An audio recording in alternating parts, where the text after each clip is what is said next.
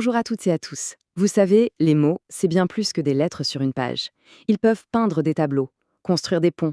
Et aujourd'hui, on va s'intéresser à un des outils les plus puissants de la littérature, la métaphore. Pour nous guider, on a un livre incroyable, La boîte à merveilles d'Ahmed Sefriou.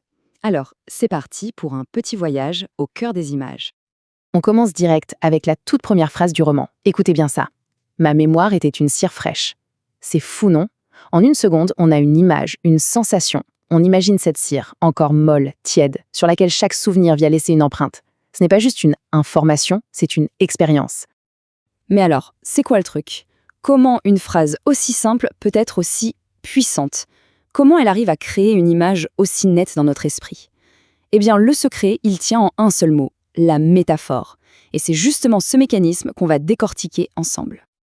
Alors, voilà le programme qu'on va suivre. D'abord, on va voir la définition de la métaphore, son mode d'emploi.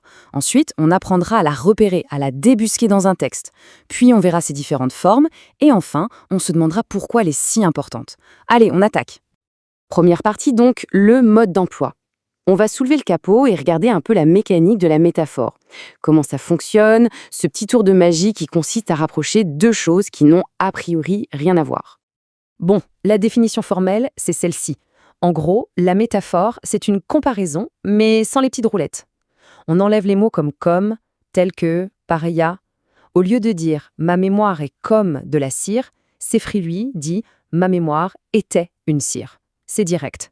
La fusion est totale et l'image est beaucoup, beaucoup plus forte.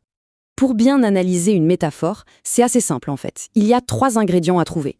Pensez à une recette. D'abord, il y a le comparé, c'est l'élément de base, la chose dont on parle. Ensuite, il y a le comparant, c'est l'image qu'on vient apporter, l'ingrédient qui donne toute sa saveur. Et enfin, le point commun, c'est ce qui lie les deux, la ressemblance entre eux.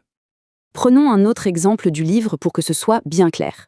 Le narrateur aurait pu dire que sa trompette faisait un bruit désagréable. Mais non, il écrit « Ma trompette se terminait par un cri rauque de fauve en colère ». On entend presque le son, non? Ce n'est plus un instrument de musique, c'est quelque chose de sauvage, de vivant. C'est quand même autre chose. Et si on décompose, regardez comme c'est simple. Le comparé, c'est le son de la trompette. Le comparant, c'est l'image du cri de fauve. Et le point commun, ce qui les relie, c'est ce caractère rauque. Le lien est évident, mais il est implicite. C'est toute la force et l'élégance de la métaphore. Ok, maintenant qu'on a vu la théorie, passons à la pratique. Comment on fait pour devenir un bon détective à métaphore? Comment les repérer quand on lit un texte? L'indice numéro 1, le plus important, c'est une absence. Il faut chercher les moments où 2 idées sont associées directement, sans les béquilles que sont comme ou pareilla. Quand on a une affirmation du type A et B, il y a de fortes chances que ce soit une métaphore. C'est une connexion directe, sans intermédiaire.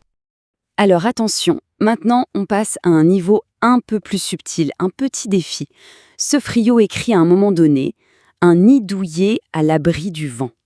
Immédiatement, on a une image qui nous vient en tête, la chaleur, le confort, la sécurité. Ça, c'est l'effet de la métaphore. Oui, mais attendez une seconde. On a bien le comparant, l'image du nid douillet. Mais on parle de quoi en fait? C'est quoi ce nid douillet? Il manque un élément dans notre équation. Alors, où est passé le comparé? Et la réponse, c'est le contexte.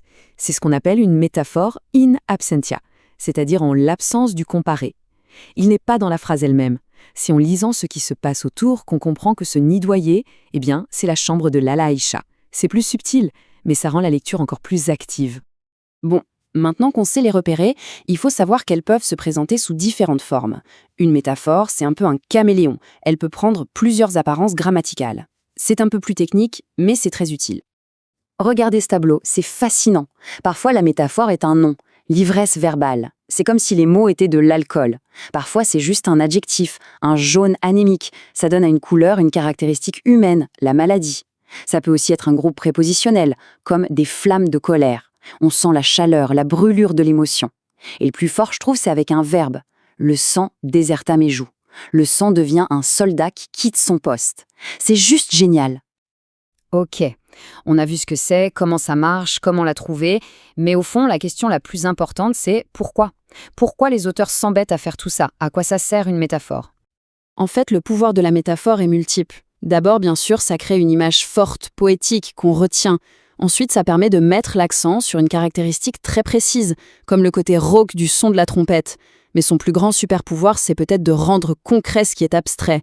La colère, c'est une idée. Des flammes de colère, ça se sent. La mémoire, c'est un concept. Une cire fraîche, ça se touche presque. Ça donne un corps aux émotions, aux idées. Et ça nous permet de comprendre le texte à un niveau beaucoup plus profond. Finalement, une métaphore, ce n'est pas juste une figure de style pour faire joli, c'est une invitation. L'auteur nous prend par la main et nous dit « Viens, je te montre comment je vois le monde ». C'est un partage de perception, une connexion directe entre son esprit et le nôtre. Et je vais terminer en vous laissant avec une petite question pour réfléchir. Et si, au fond, le langage tout entier n'était qu'une gigantesque métaphore? Après tout, chaque mot qu'on utilise n'est qu'un symbole, une image, pour essayer de décrire une réalité bien plus complexe.